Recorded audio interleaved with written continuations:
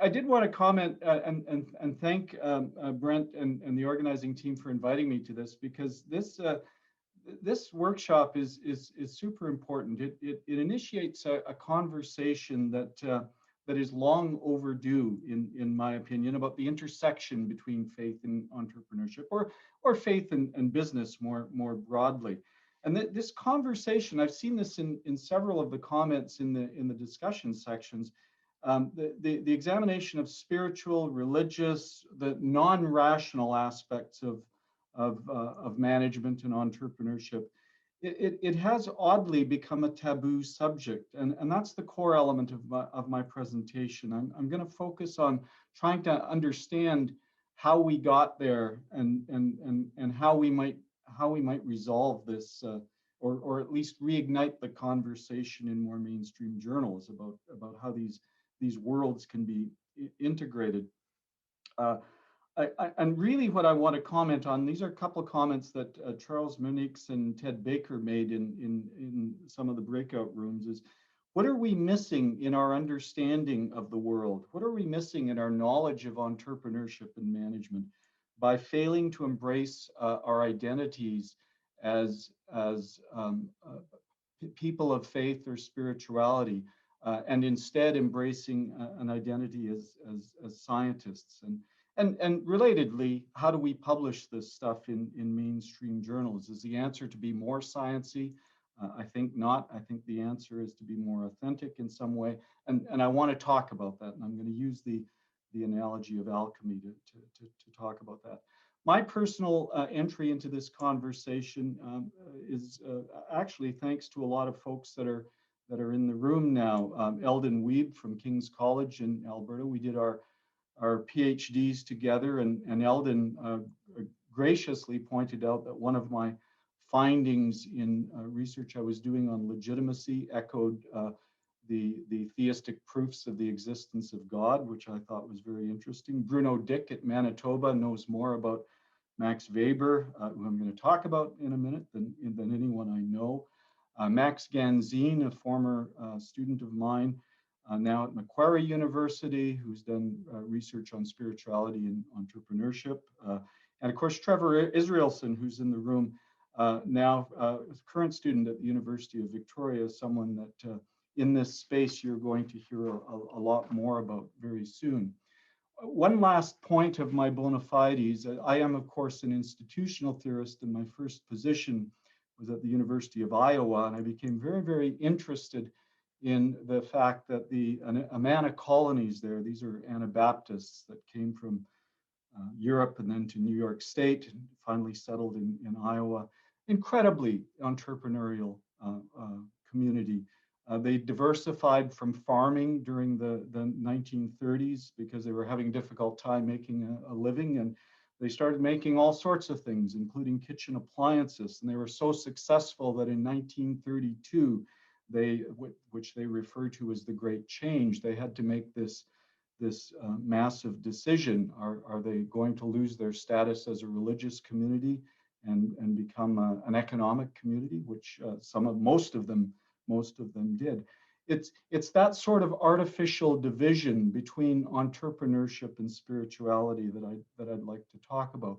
After leaving Iowa, moving back to Canada, I became fascinated by the fact that another group of Anabaptists, the Hutterite community in Western Canada and Western United States, I saw statistics that in Montana, the Hutterites produce 95% of egg and hog production in Western North America. It's issues like that we lose context with as a result of this relatively arbitrary division between the rational material world and the non-rational or the metaphysical world. So this is what I want to understand. And in fact, as I reflect on it, much of my career has been focused on trying to understand this arbitrary division between the metaphysical and the material. The core theoretical vein in which I work, institutional theory, is premised on understanding the intersection between these two worlds. This was the core idea of Philip Selznick, the father of old institutionalism, who was He observed that to institutionalize an organization was to infuse it with meaning and value beyond the technical requirements of the task at hand. Here he's referring to a division between the world of meaning and the world of economic or material rationality. It was also the core insight of the founder of New Institutionalism, John Mayer, who noticed that in many of the practices that we tend to call rationality in organizations, they're not actually rational, but rather they've been adopted because they conform to some prevailing myths about what we believe ought to be rational. Now, what could be more metaphysical or spiritual than that? But both of these great theorists are saying in different ways that the rational and the metaphysical worlds or ways of knowing the world are not separate. They're not contradictory, but they're actually essential components of each other. They inform each other, and they're inherently connected with successful individuals, successful organizations, and successful societies that can understand how resources from one sphere can be transmuted from the metaphysical to the material. And this is the essence of my talk. I think much of entrepreneurial theory has been focused on the ontological status of opportunities, which is a kind of a reductio ad absurdity for me. The core observation is how it is that successful entrepreneurs are extraordinarily gifted at mediating between these two worlds. And you will see, and I don't mean this with malice, I'm going to use the metaphor of the entrepreneur as an alchemist, as a means of talking about this. Now, of course, it all comes back to Max Weber, and I've heard Max's name raised several times in the conversations throughout the course of this workshop. And we all understand he was the former social theorist of the 20th century, principal architect of social science, probably alongside of Karl Marx and Durkheim. And his contributions gave birth to new academic disciplines, including sociology itself, but a significant reorientation in how we understand law, economics, political science, and of course, religious studies. And it was about 100 years ago that he identified this emerging disenchantment with the world. He used this term to capture this sort of weary sense of nostalgia for humanity, what humanity has had to give up as a result of progress, largely economic progress. And he argued that it was the inevitable outcome of the ongoing expansion of rationality in the modern world. He saw disenchantment as the sort of natural result of the displacement of religion, the displacement of myth, the displacement of superstition by reason. And it was that displacement that he felt was the defining element of our transition to modernity. Now, his theory of rationalization describes a whole range of social changes that emerged out of the Enlightenment, and it swept away these sort of medieval ways of knowing the world. Secularism supplants religion. Scientific and expert professional knowledge replaces superstition, myth, magic. Most profoundly, the bureaucratic formal structures like the organization, the corporation, the guild, the nation state, they start to erode traditional collectives like the family, the clan, the community. So for Weber, disenchantment meant this, the knowledge or the belief that there is no mysterious, incalculable forces that come into play, but rather that one can master all things by calculation. By calculation, he means scientific objective measurability, which is an issue I'm going to continually come back to in this talk. His primary contribution is to elaborate this role of calculability or rationality in all sorts of social history. Broadly stated, he says that this drive toward rationality, the mastery of all things by calculation, informs all areas of human life. And his view of rationality is crystallized in contexts of institutional change, or this notion of progressive myths, progressive narratives of change in which the primitive ways of knowing the world are swept away by more professional or scientific ways of knowing the world. And of course, the consequences from that transition have been horrible in many respects. Intimately connected with the Industrial Revolution, he presciently predicted the rationalizing impact of industrialization on the economy and on humanity, where these massive factories. This is a picture of the Albion Mills, which were prominently described as the dark satanic mills in William Blake's poem Jerusalem.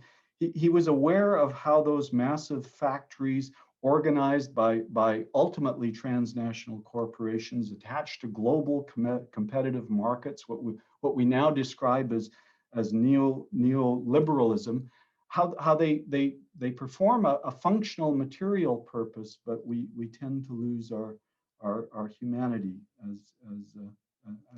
as part of that aspiration of progress. Perhaps the ultimate disenchantment is the application of industrial modes of production to inhuman modes of violence on an industrial scale. The aerial bombing of the Spanish Civil War, depicted in Picasso's Guernica, or the use of the atomic bomb in Nagasaki, Hiroshima, as in this picture. As Hannah Arendt describes, the use of bureaucratic modes of concentration and production of food in the concentration camps in the Second World War. These are all the dark side, if you will, of the so-called progress of rationalization. But the ultimate disenchantment of industrial modes of rationality are this notion of the increasing sense of loss, the increasing sense of nostalgia as the rationalizing arc of modernity makes us perhaps more disconnected from each other. Business too has suffered, of course, from the disenchanting effects of rationality. We have this notion of neoliberal modes of production that change food into something else, as is described in Ritzer's famous book, The McDonaldization of Society. An equally powerful depiction of the disenchanting effects of bureaucratic forms of organization is in Joel Balkin's book, The Corporation, and the documentary, which many of us use in our classrooms as a fundamentally evil form of organization. Exaggerated, no doubt, but still very, very rhetorically effective. All of these things sketch out this emotional cavity and the lapses of disenchantment that are created by the single-minded pursuit of rationality. And of course, the business school suffers from similar issues of disenchantment. What we see in the real world, we're not immune from in management education. We have this understanding that management education is at a serious inflection point with problems of bad theories, bad management theories, destroying good management practices. Bennis talking about the lack of moral leadership in management education. Mintzberg saying that we teach too much science and analytic calculability in our MBA programs, and as a result, we lose practical knowledge in our decision making. And Rakesh Khurana, of course, pointing out that the single-minded pursuit of science has diminished the element of professional responsibility in how we train managers in the world. But here's the important question for me that I'd like to ask, and that is whether is this narrative of inexorable rationalization and disenchantment really the only narrative that there is in the world, or in fact, is there some evidence of the possibility of re-enchantment? And we have to recall that Weber was a scholar of both law and religion, and he predicted that even though rationality was a pervasive and disenchanting influence on human progress, that there was always the reinstatement, the resurgence of the old mythic and traditional modes of human organization that would provide a counterbalance to the disenchanting effects of rationality, that the world would seek a new form of expression that would reaffirm the humanity of older ways of understanding. And in fact, I think we're seeing elements of that, particularly in the last couple of decades. Some of it not necessarily so good.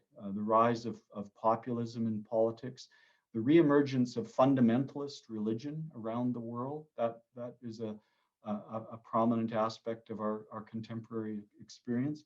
And what we're seeing first of all, the rise of the pandemic is perhaps a restatement of the power of nature over science and the challenges to the legitimacy of science that we're seeing in the anti-vaccination movement now. But there's a lot of positive that we see in the re-enchanting effects that are taking place now. The return of craft modes of production and a whole society, a whole generation of young people that embrace craft modes of production. The emergence of corporate social responsibility and social innovation in the classroom, the so-called green revolution that we're looking at. All of these suggest that there is some degree of hope, some degree of counterbalancing effect that takes place out there that we need to understand. And there is a value, there is an epistemological and an ontological value in re-embracing the old ways of understanding. In his book, The Chaos of Disciplines, the University of Chicago sociologist Andy Abbott reminds us that the ancient Greeks were highly suspicious of adopting a single lens, a single rational lens of trying to understand the world. They were very suspicious of empirical knowledge. The gods, they said, could trick you. The senses were easily deceived, and there needs to be other forms of knowing that we need to understand. So episteme, which we now understand as scientific knowledge, that was certainly a form of understanding and knowing the world, but they also looked to technique, knowledge through craft, which of course Henry Mintzberg has written about. Phronesis, practical wisdom, mindfulness, judgment, character, which we now start to see emerging in the positive management scholarship. Phronesis, practical wisdom, mindfulness, judgment, character, which we start to see emerging in positive aspects of leadership research. New, of course, is abstract knowledge, a form of theoretical knowledge that rises above mere empiricism. And then, of course, in the middle was Sophia, this idea of what we tend to, in the secular world, describe as wisdom, but could as easily be attributed to religious knowledge, and that is reflexivity, theory, devotion to the pursuit of truth, and the creative power of understanding a well-organized universe. It is this multiple ways of knowing that I think that the intersection of religion and entrepreneurship research can bring to us.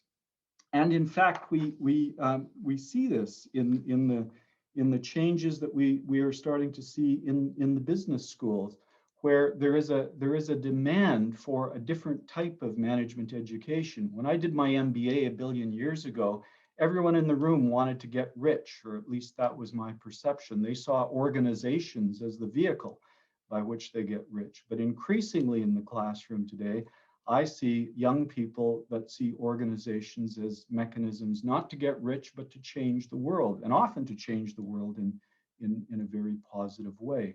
And there is a hunger for an examination of courses on social innovation. There is an incredible demand for courses on family business, which is in effect a clan form of organization as opposed to a bureaucratic form of organization. March 2020, this is from the European Educational Council. The demand for entrepreneurship education was up 66% year over year. Strong indication that during times, and this is, I'm reading just from their promotional brochure, a strong indication that during times of great crisis, students perceive new business creation as a catalyst for helping them find new opportunities. So I'd like to introduce this concept that understands a way of bridging different ways of knowing. And for those of you who know me, I have this incredible or profound interest in the history of science and the history of technology. And the bridge between science as we understand it today and the old ways of knowing, particularly the religious ways of knowing, is in this context of alchemy. And we tend to forget that some of our more famous scientists today, including all sorts of things, but all sorts of individuals, but most prominently Sir Isaac Newton, they dabbled in this notion of alchemy. And alchemy sits at the intersection between the empirical way of knowing the world, knowledge of the world the way it is, and this sort of normative way of knowing the world, which came from the older ways of understanding things, and that is knowledge of the world as it should be, an aspirational view of knowledge. Terence Halliday is a prominent sociologist of professions. He described professions in three basic categories. There is the scientific knowledge of the medical profession. There's the normative knowledge of religion and of the law, if you will, descriptions of the world the way it ought to be versus descriptions of the way the world it should be. And Halliday placed professors generally, but business professors in particular, as a bridge. They are the alchemists. They are the professional category that is supposed to integrate these two ways of knowing, which he termed to be syncretic knowledge. So I just want to take a few moments, and I would like to end close to the top of the hour so we can have an opportunity to discuss some of these observations. But I just want to take a bit of time to elaborate what I mean then by the entrepreneur as an alchemist. And I would add to this the concept of those of us who do research on entrepreneurship also have to be alchemists in being able to translate between these material and metaphysical worlds. And there is this tendency when we try and look at the history of alchemy from the point of view of the present, we tend to see it in economic terms. We see the assumption that these folks were trying to get wealthy. They were trying to turn base metals into gold, but that isn't exactly precisely right. The early alchemists were interested in questions of purity, but this idea of transmutation was really an effort to get closer to God, and the ability to move base metals like lead and zinc into pure metals like silver and gold was less motivated by being rich and rather more motivated by this idea of a form of transcendence. Similarly, Eastern forms of alchemy, they were less interested in the chemical side and more on the medical side. But their objective in this was to live forever, to gain the immortality of the gods. So their focus was again more metaphysical than material. And if you examine the language that we're starting to see about entrepreneurship more recently, and I've just pulled this off of the internet, that bottom tag. The definition of an entrepreneur is a person who can turn an idea into gold. It really is capturing this analogy or metaphor of the entrepreneur as an alchemist. But we also have this understanding of the entrepreneur as a visionary, and I use the term visionary quite purposely in the religious way. That, of course, being a picture of Joan of Arc in the middle, as a means of looking between past and the future. Now, we take for granted now that the entrepreneur mediates past, present, and future, and their core skill is in encouraging a group of potential stakeholders that if they adopt their particular innovation, the future, which seems so risky and uncertain, can be made to appear less risky and uncertain. Joan of Arc was put to death for heresy. Her heresy was being able to predict the future, because we need to keep in mind that the future is a relatively recent invention for much of human civilization. And this is Koselleck's idea, not mine. We lived under the assumption that the end of days could happen at any moment. It was imminent. Humanity could disappear tomorrow, either by material, i.e. warfare, or metaphysical means, the end of the world at any time. So medieval states and churches, the institutions at the time, were very, very controlling about who was allowed to predict the future, because of course only God could see the future. So the laws were stated, and this extended into secular times. This extended into the early parts of the British monarchy. You could be put to death for attempting to see the future, as was Joan of Arc. Now today we take for granted that seeing the future is an ideal part of corporate strategic planning, scenario planning. Seeing the future is a critical component of entrepreneurship. But it is this element of future perfect reasoning, of visioning, that we are, and I'm quoting from a paper from 2017, Larson and Willert, we're able to co-construct memories of the future in order to build institutions. That's what religious entrepreneurs do, and that's what material entrepreneurs do. And we need to get somehow a better understanding of that alchemical role of not just bridging the metaphysical and the material world, but also bridging the past, present, and future. I want to talk a little bit about the entrepreneur as a theologist, and the point I'm trying to get to is that if we're going to take this integration seriously, we need to adopt multiple ways of knowing, and we're not going to get there by being more sciencey, by being more objective in our research, but rather to embrace the metaphysical world and try and understand it on its own terms. And here's an example. There was a recent meta-analytic study published in the Quarterly Journal of Economics, and there's the citation up there for you.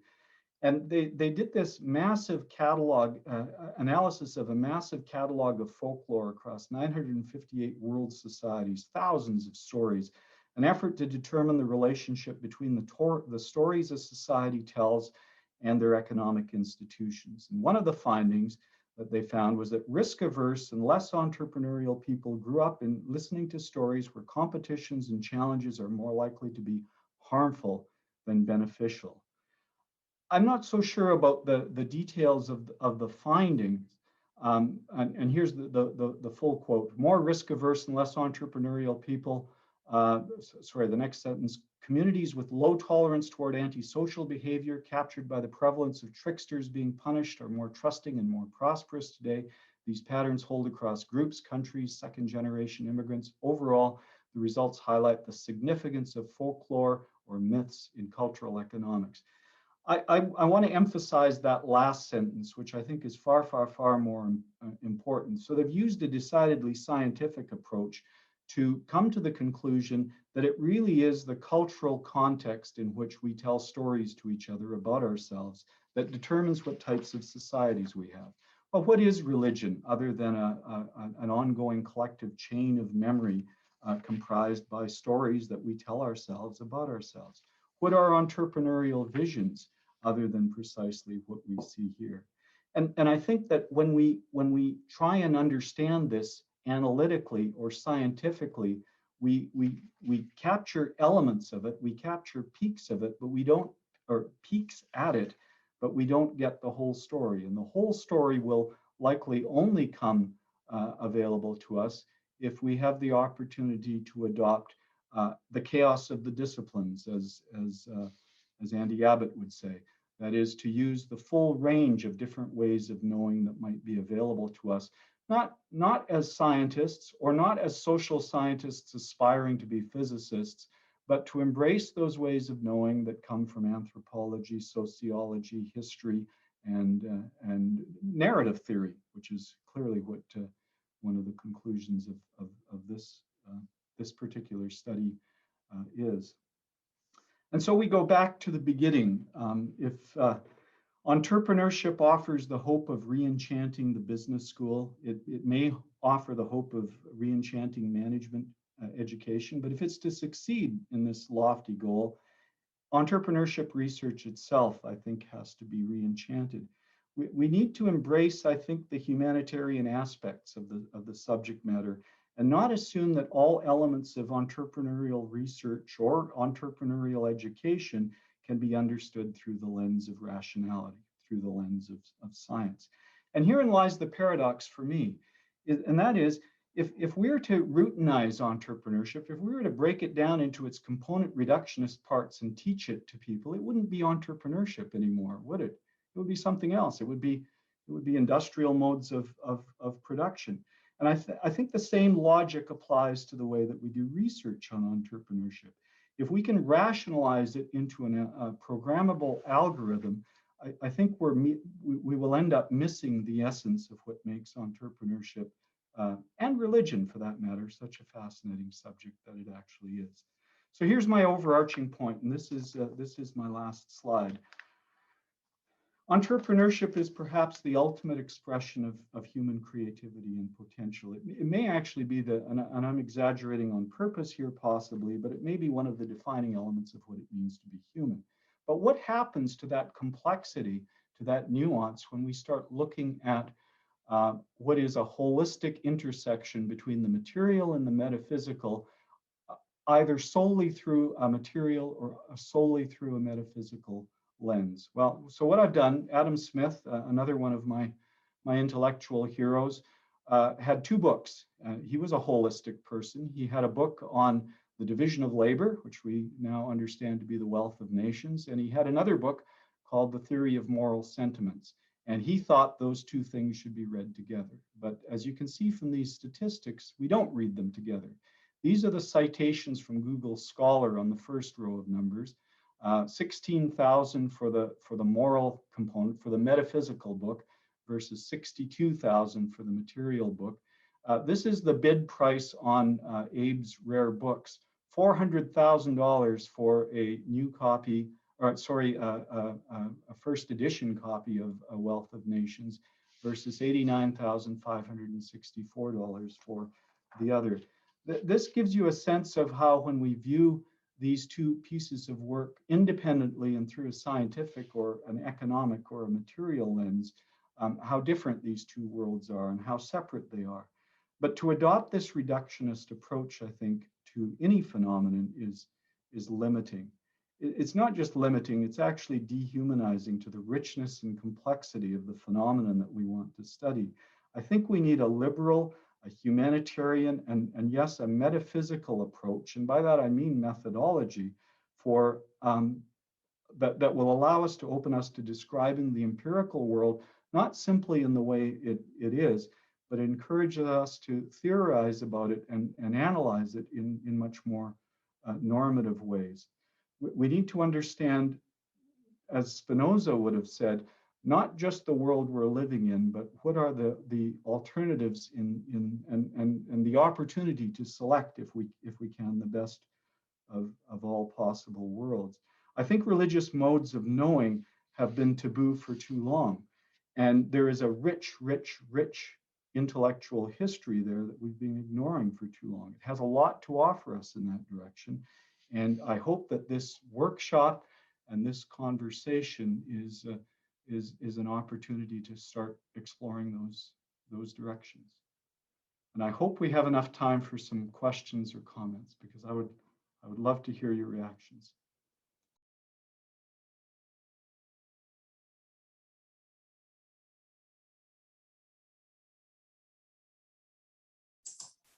We do, yes. We've got about 10 minutes to open up for conversation and Q&A.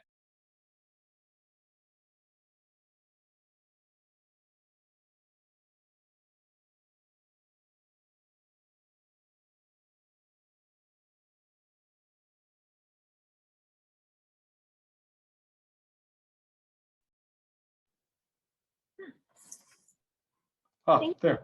Finally, sorry. I was having trouble unmuting myself. Go ahead, Anna Mariska. Hi there. Thank you very much. Whew. So this conversation, this conference and conversation has been fabulous, and especially just now the AHA went. So I really appreciate that.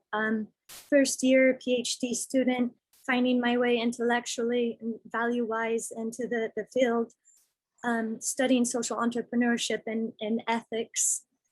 There's so much that's valuable in that space. That I keep on bumping against entrepreneurship and its constant linear drive towards new novelty that doesn't sit right with me. So your presentation connects very much to my experience attending Rudolf Steiner College for 3 years, deep, long study in anthroposophy and biodynamics. That yes, entrepreneurship as transformative, an alchemical transformation, metamorphosis, whatever it is, but it's connecting to something that was always there and becoming itself in on another octave. So that's what I'm taking from it. And I just want to respond to you. It's quite a bit of synchronicity that you mentioned that, because with colleagues in Bordeaux and at the University of Vermont, we were actually exploring the differences between organic modes of wine production, which are sciencey, and the followers of the biodynamics, which are signers, which are metaphysical. They're not sciencey. They actually tend, well, there's a Washington State study that says that the biodynamics actually achieves better outcomes, but there's only one study so far. But it is interesting because it's basically doing similar practices, but attributing different meaning to them. Yeah, wonderful. Thank you. Well, I can speak to your interest on that as a practitioner as well. So if you ever want to follow up on We'll have to have that conversation offline. Yes, that's great. Thank you. I see a hand from Joel. Yes, thank you, Roy. I was a doctoral student a little more recently than you were an MBA student, but it was a while ago. And we were kind of taught that normative thinking was managerial, but real science and real research was objective, was explanatory, causal. And so entrepreneurship has perhaps been a little bit more sympathetic to managerial or normative research, perhaps because these rich old guys who give money to chairs of entrepreneurship want there to be some practical outcomes from these chairs of entrepreneurship. But still, there is this sort of reputational legitimacy issue of studying the world as people want it to be or are trying to make it. And so how do we kind of overcome that barrier in what you point out is a natural human tendency throughout all recorded history, but nonetheless isn't really seen legitimate because of the triumph of rationality in the last 300 years? Yeah, that's a terrific question. I can't really speak to the real world as much because I think entrepreneurs themselves tend to legitimate it just by virtue of what they do. What we can do though is understand the process by which, from an academic point of view, but the process by which we can legitimate that.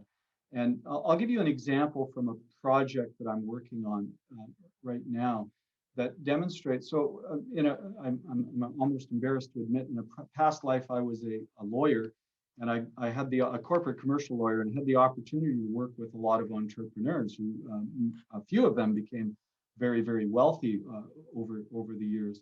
And the interesting phenomenon that I observed is when they first found success, they would explain it as in metaphysical terms. I was lucky.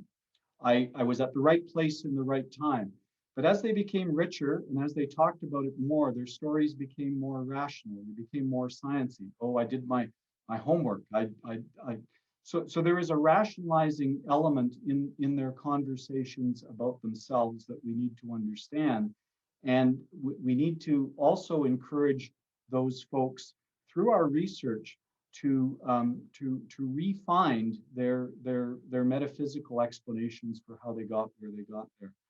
I think that's an important stage in this. But I agree with your broader point entirely, that one of the reasons that the area of entrepreneurship is so active is that there are a lot of open-minded people that are still, including academics, that are still willing to embrace alternative ways of knowing in the academic journals as well. Jeff, are you going to question my hair again?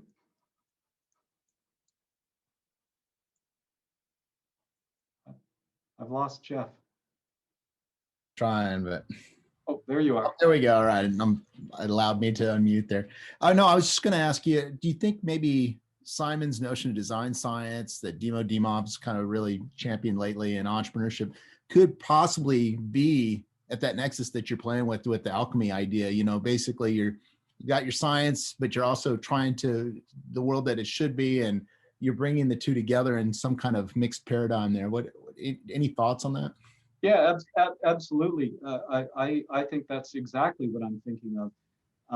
I also think that I see these laboratories popping up at various entrepreneurship schools around the world, where the business school is actually providing the space for these different ways of knowing to interact with each other.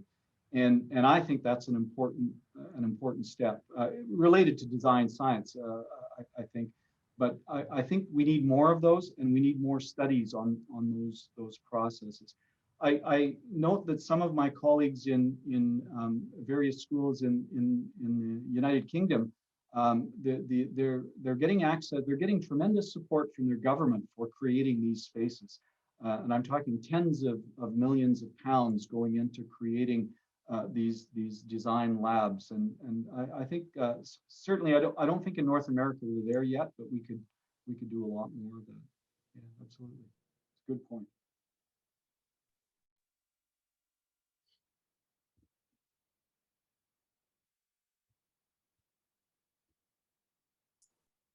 Saulo, did you have a? Oh, sorry, it's because Roy is muted. Hi, Roy. Thank you so much for your presentation. Very inspiring, and it resonates with many things.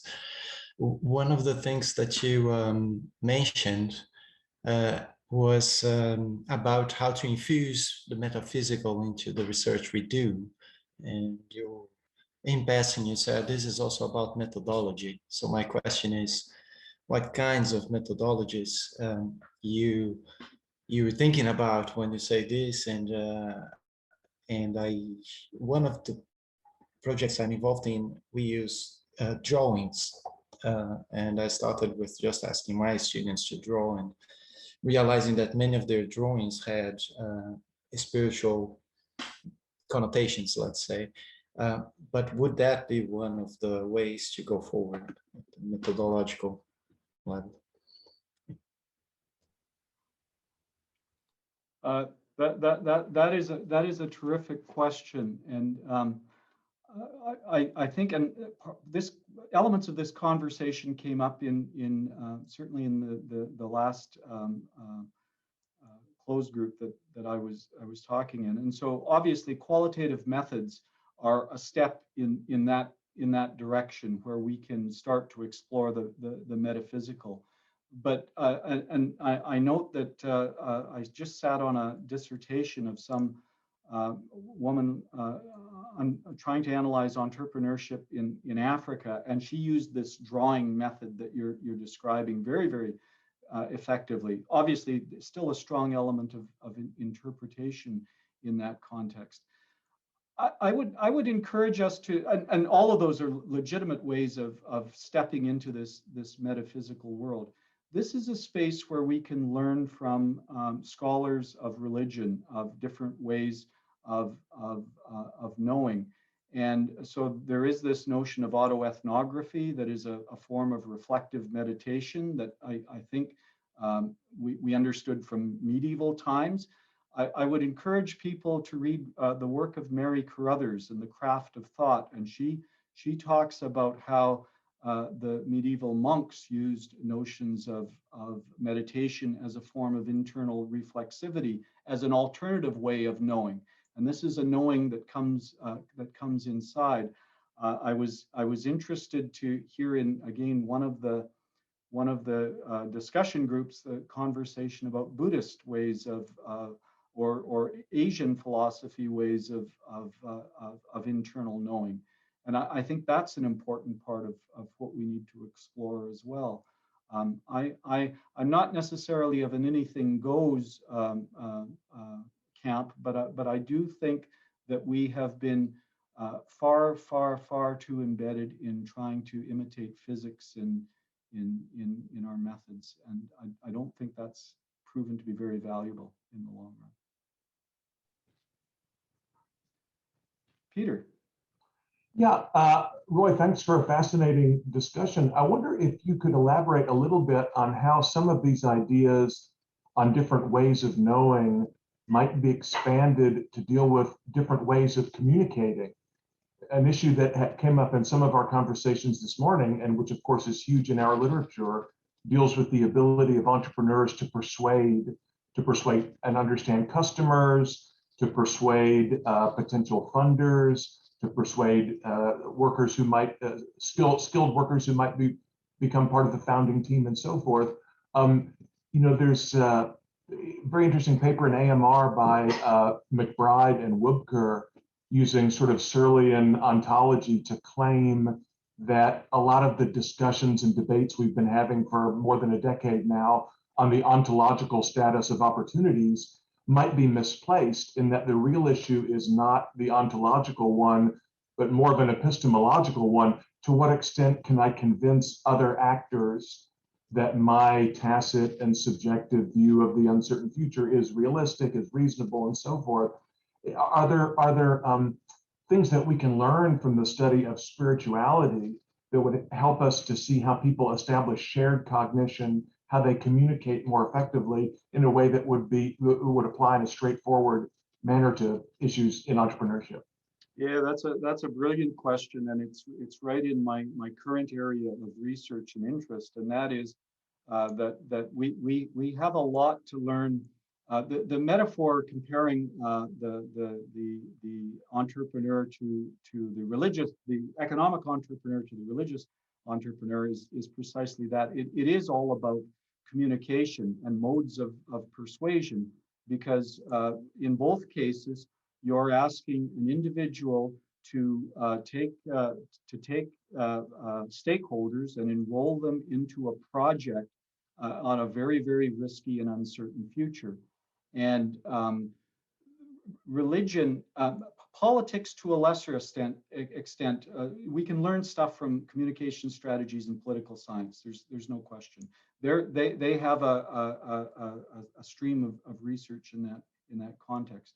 But I think that we could learn a lot more from folks in religious studies who have tried to understand how it is that we legitimate visions of an uncertain future based on stories largely in the past. Religion is incredibly good at that. And I think entrepreneurs understand this intuitively, although not analytically, that if you want to make the future look less risky and uncertain, you have to make it look like what we've experienced before. And the assumption that we have, unfortunately, from economists is that the past is carved in stone. Religious scholars understand that the past is always subject to revision in the present. We're constantly telling stories that reincorporate it. A wonderful book by Benyel on the Masada myth and how the founding story of Israel as a nation is based on a myth that probably wasn't true, but its effectiveness in persuading and convincing people that they have a common history and heritage is wonderful.